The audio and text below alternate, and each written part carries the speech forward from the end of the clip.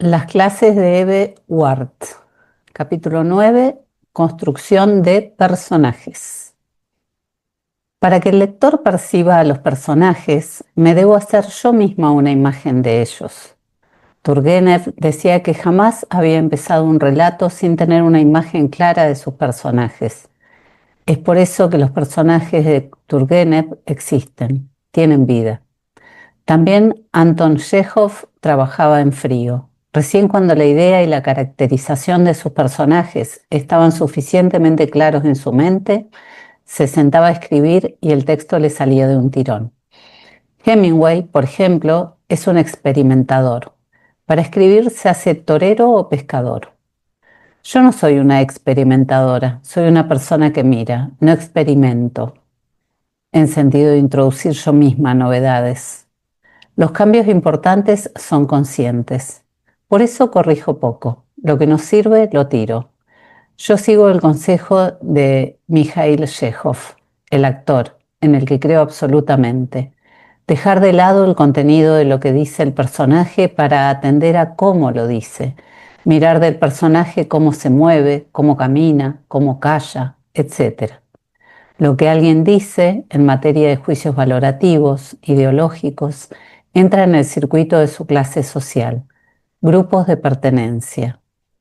Todos escuchamos más o menos las mismas radios, leemos los mismos diarios, por lo tanto la mayoría de las veces nuestros comentarios, que pretenden ser muy personales, no lo son.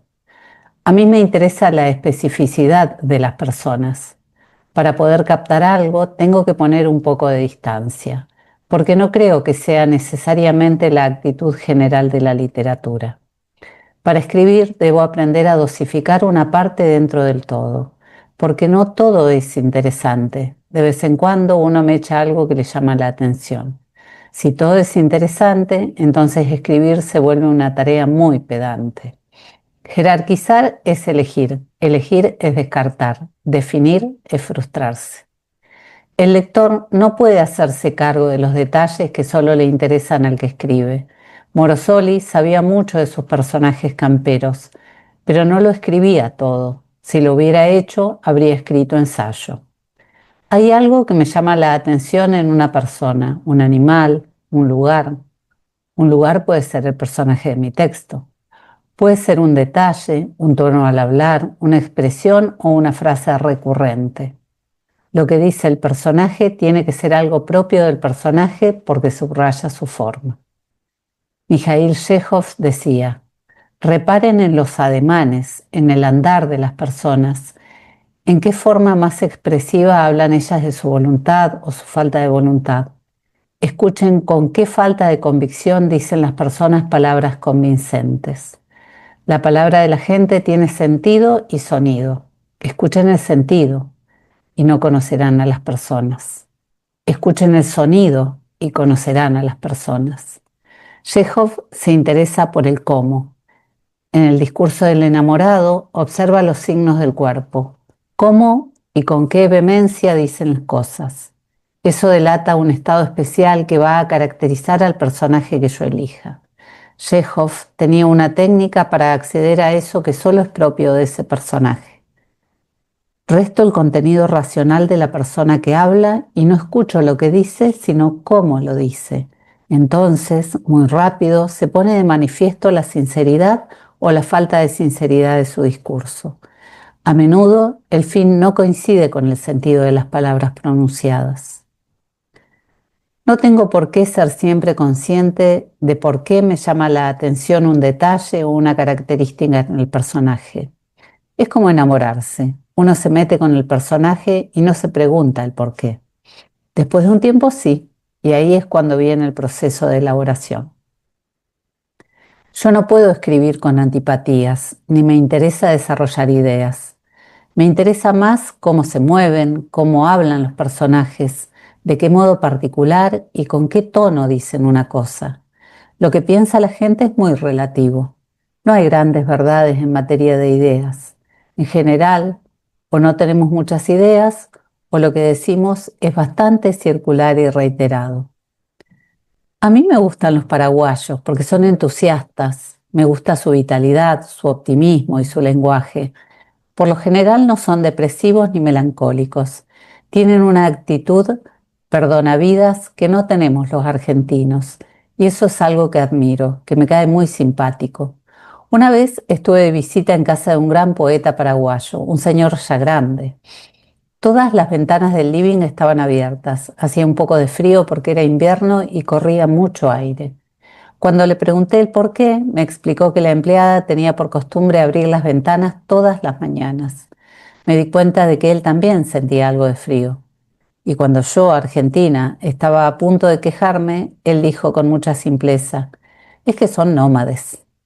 Esa capacidad de ponerse en el lugar del otro, de perdonar, me parece admirable. Un obstáculo para armar personajes es el juicio ético.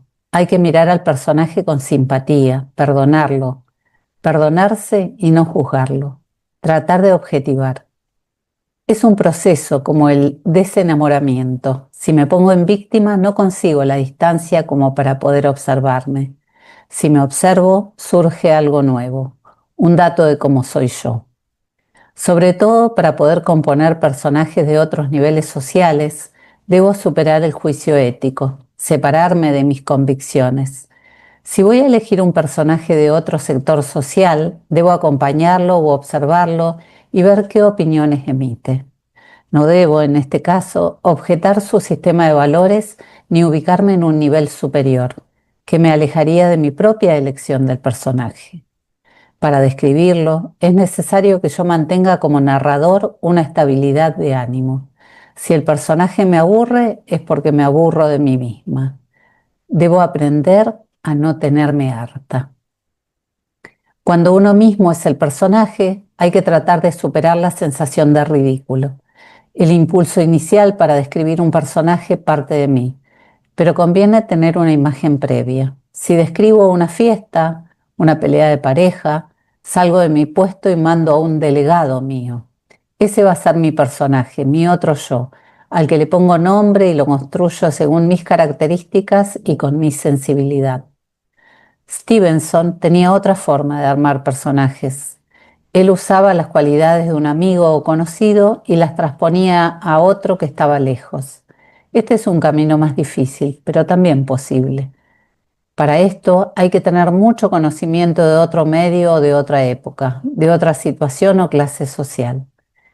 Italo Svevo, un italiano de principios del siglo XX, amigo de Joyce, ponía en el personaje sus propios sentimientos. Uno puede imaginarse que pueden haber sido en otros tiempos los vecinos o los conocidos. El kiosquero al que le compro cigarrillos, por ejemplo, me da la sensación de ser un preso recuperado a medias. Me imagino cómo actúa mi vecina en la calle o cómo cocina, cómo se comporta su marido en la casa, que seguramente es muy diferente de cómo lo hace en el pasillo o en una reunión de consorcio. Hay un personaje que a mí me gusta mucho. Fue un amigo que tuve, al que le gustaba pulir cosas pequeñas. A mi papá le gustaba lustrar zapatos, es otra cosa. Este amigo conservaba cosas para repararlas. Cuando trabajaba, no se inmutaba jamás por los ruidos exteriores. Él pulía objetos pequeños y de repente transmitía los comunicados más inverosímiles. Una vez estábamos en la playa cuando vino y me dijo, a una señora le picó un agua viva en la concha. Lo dijo sin inmutarse. Permanecía siempre dentro de sí mismo. Si ponía algo en la heladera, seguro que sacaba otra cosa, como para equilibrar. Hay personas que dicen, yo soy así, o este soy yo, y de esa forma acotan las posibilidades. Se puede hacer de todo. Cada uno tiene sus personajes y debe trabajar ese terreno. Una vecina de mi edificio cree en todo lo que está de moda, desde el tarot hasta el canto gregoriano. En ella hay una tensión entre las convenciones emparentada con una imaginación desbordante. Ella cree que para cada ocasión hay que vestirse de una determinada manera y trata de que el trajecito engame con los silloncitos beige. Es como una muñequita que se viste y se desviste a sí misma. Tiene la creencia de que puede ser cualquier cosa a cualquier edad. A los 50 años se le ocurrió que podía ser madre y se pasó 2 meses mirando ropita de bebé. Quiere trepar socialmente, pero no sabe cómo arar esa trenza de relaciones necesarias para llegar arriba, a donde ella cree que hay que llegar. Otro día viene y dice, lo mío es la acupuntura. Tiene continuamente definiciones transitorias de sí misma. Usa buena ropa, pero su habitación es la de un cocoliche. Si tuviera que usarla como personaje, la pondría en una chica de pueblo que viene a la ciudad. Kafka vivía muy inmerso en sí mismo. De adolescente se sentía mero cuerpo. Vivía en un mar de cavilaciones, creyendo que las notas de la escuela no servían para nada. A pesar de eso, era obstinado y conseguía lo que quería. Se miraba al espejo, se veía débil, feo, pero no tanto, porque si no, los demás deberían haber reaccionado a su estado de monstruo. Kafka oscilaba permanentemente y buscaba crearse un lugar entre los hombres, cuyo poder de atracción es monstruoso. Trataba de ponerse de novio, hacía jardinería, trabajos manuales, pensaba en emigrar a Palestina, consiguió una casa en Praga para conquistar no solo la soledad, sino la independencia que él veía necesarias para convertirse en un hombre maduro y vivo. Para armar personajes, debo tener en cuenta la forma de moverse y la forma en que hablan, lo que dicen y lo que no dicen, lo que dicen sin convicción y lo que ocultan. Cuando la respuesta es el silencio, observo lo que hacen sus ojos mientras el personaje calla. Cuando habla, tomo en cuenta cómo arma el discurso. Si cuando tira una verdad, mira hacia abajo para que no descubran su inseguridad, o cuando mira y con los ojos pide que lo perdonen, cuando su mirada es desesperada o ausente, si mira de costado o tiene mirada de que pase algo. Buscamos entender la visión que cada persona tiene de sí misma, cómo se viste, cómo se instrumenta, cómo se produce.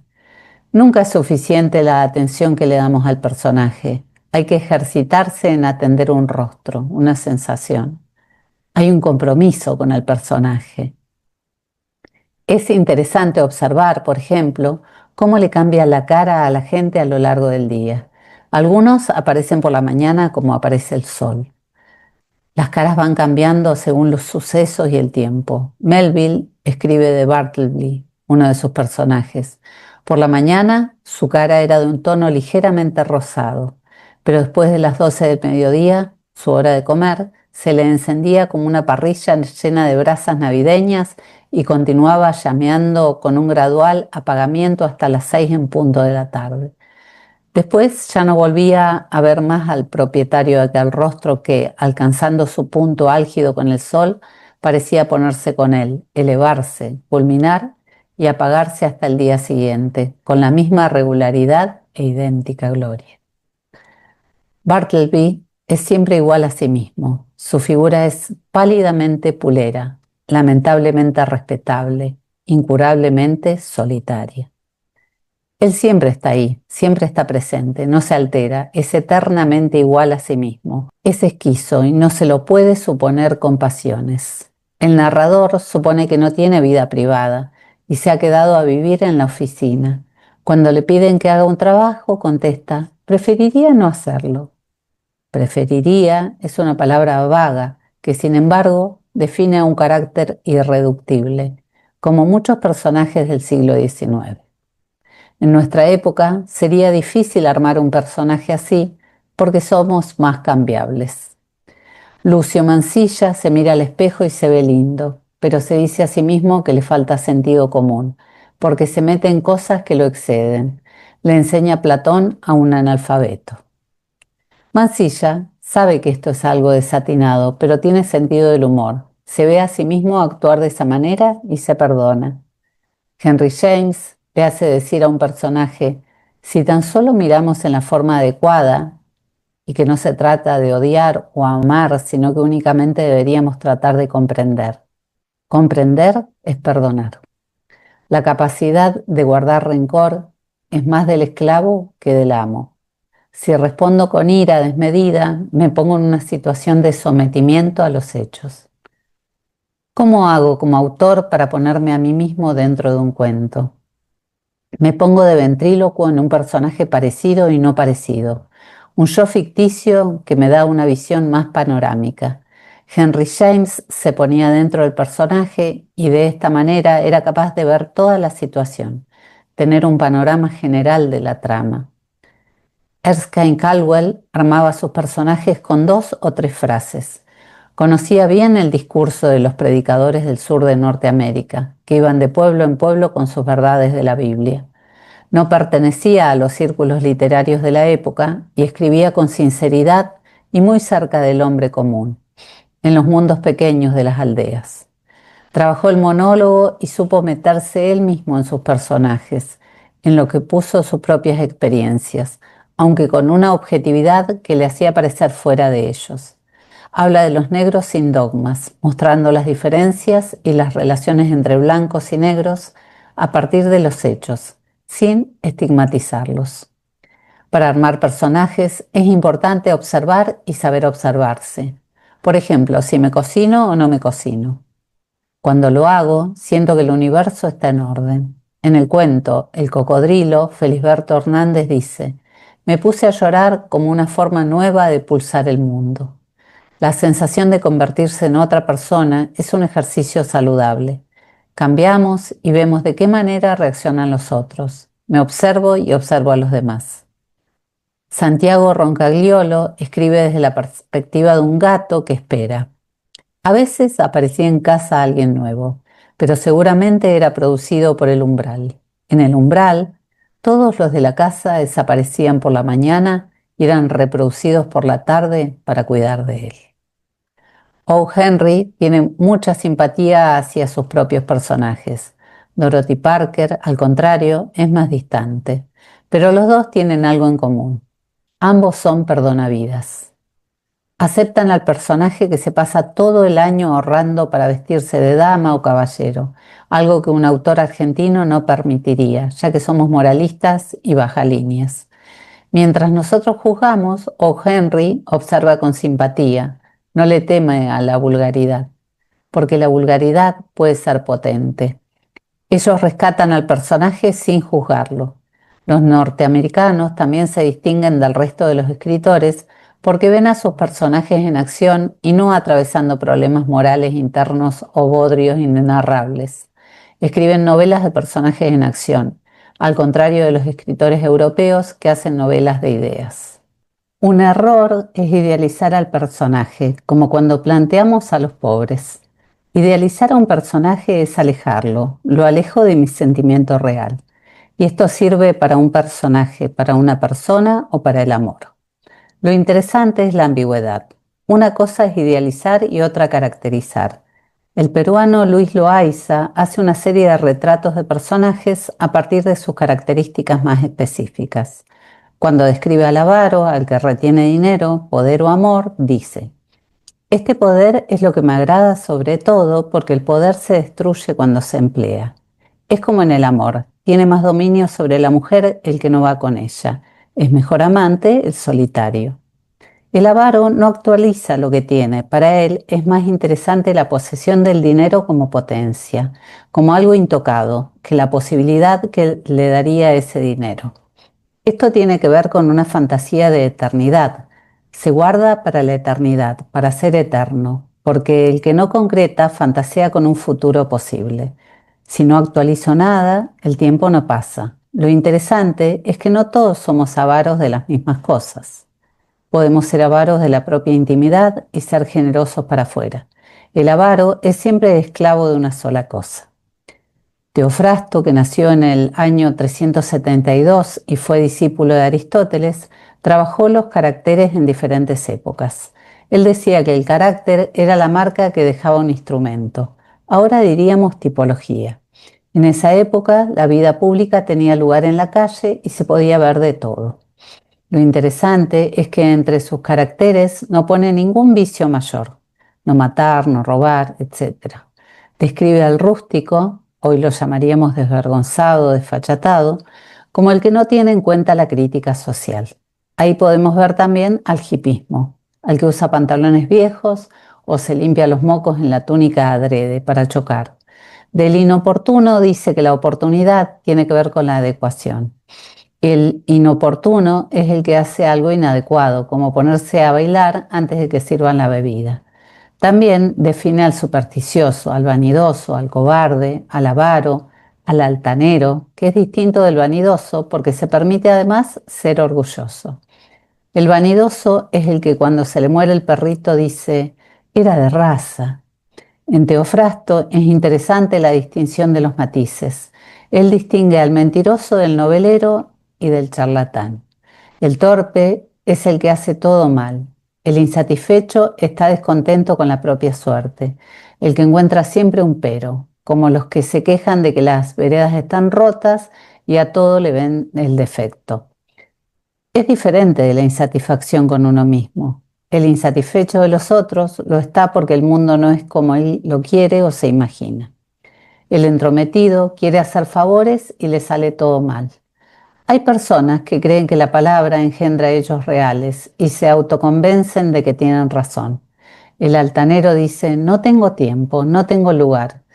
Es el que no se deja ver cuando come, porque le parece la cosa más animal de una persona.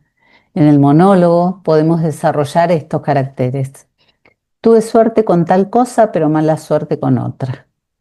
Podemos partir de uno de esos caracteres y escribir sobre las cosas más simples, las de la casa o sobre una máquina que no funciona y así. Dorothy Parker hace una historia de una pavada, de un desliz, de lo fortuito que le puede ocurrir a un personaje. Les hace decir, justo a mí me tiene que pasar esto. Sus personajes viven ese percance con una sensación de eternidad. Una fiebre dura años, una espera es eterna, un embarazo interminable. Ella juega con las fantasías y con los reproches que se hacen a sí mismos sus personajes y para esto utiliza diálogos elusivos y alusivos. Nunca usa diálogos directos, como mis tías, que cuando yo me ponía una blusa muy escotada no me decían, tu blusa es muy escotada. Ellas decían, ¿no estás poco abrigada? Es importante saber colocar a los personajes en un lugar o en una escena, observar lo que le pasa a la gente y lo que dice que le pasa, que son cosas diferentes. Hay expresiones que la gente usa, como cuando dicen, comportate como una hija, sé un poco más madura, más respeto, que soy tu madre. Pero uno no madura parejo ni es siempre el mismo. No estar ubicado o ser una desubicada tiene que ver con el concepto sociológico de lo otro. Si no soy capaz de observar, si no puedo quedarme en esa sensación que me llamó la atención, es porque no soporto algo o no me soporto a mí mismo. Esto revela un aspecto mío que no quiero o no puedo mostrar. Se produce una sensación de incomodidad de la que quiero salir rápidamente. Si un hecho me irrita, como cuando alguien miente o engaña, no debo ponerme en el que juzga y decir, ¡qué barbaridad! Para escribir, debo observar con la misma ecuanimidad al animal y al que le pega al animal. Si creo que mi yo se siente enfadado, si me quedo en acusar y en defensora, no puedo escribir. Como Chekhov, que describe a la niñerita de 13 años pasada de sueño, cargada de trabajo. Ella mata al bebé, pero Chekhov no la juzga. Él mira el mal que hay en el mundo con ecuanimidad y equilibrio. Cuando escribo, debo quedarme con lo que más me llega y debo ir a lo más profundo de los personajes, a sus sentimientos. Si estoy relatando un lugar, un viaje, debo centrarme en lo que más me llegó a mí de ese lugar. Mi destino es seguir ese rumbo. Yo me siento mejor en el campo, pero ¿qué es lo que más me gusta? ¿A dónde va la dirección de uno cuando elige un personaje o un tema? Uno tiene un número recortado de personajes y hay que saber cuáles son esos personajes. Si empiezo con un contexto, el personaje queda más armonizado, más ubicado. Ubicando al personaje ya le doy cierta realidad aparente y después tengo que inventarle el modo de hablar, de expresarse. Plantear un buen contexto para el personaje significa que la figura me quede situada en una determinada dimensión. Una alumna escribió sobre su abuela, nunca cerraba la puerta. Si antes de esa frase describo la habitación, si ordeno el texto, eso me ayudará a ver esa puerta que la abuela nunca cerraba. Hay que situarse en un contexto, ordenar los pensamientos para que queden ordenados para los demás. Es una cortesía para el lector, decir dónde estoy y dónde está mi personaje. Si no lo hago, solo me queda la noticia abstracta. A Manuel Puig, en Villegas, le tienen bronca por lo que reveló. No es él quien escribió todo eso, dicen, es la mamá que se lo contó. Los nombres de los personajes, como los títulos de los libros, son importantes para definirlos. Cuando encontré el nombre es porque tomé el rumbo. El título del cuento, Linda Iris, ¿tú me amas?, de Germán Castro Caicedo, ya dice mucho del personaje que va a tratar. Hay que intentar no contagiarse con los nombres de moda. Los chicos se inventan nombres que les hubiera gustado tener. ¿Cómo habría sido yo con otro nombre? Ese es también un tema válido para escribir.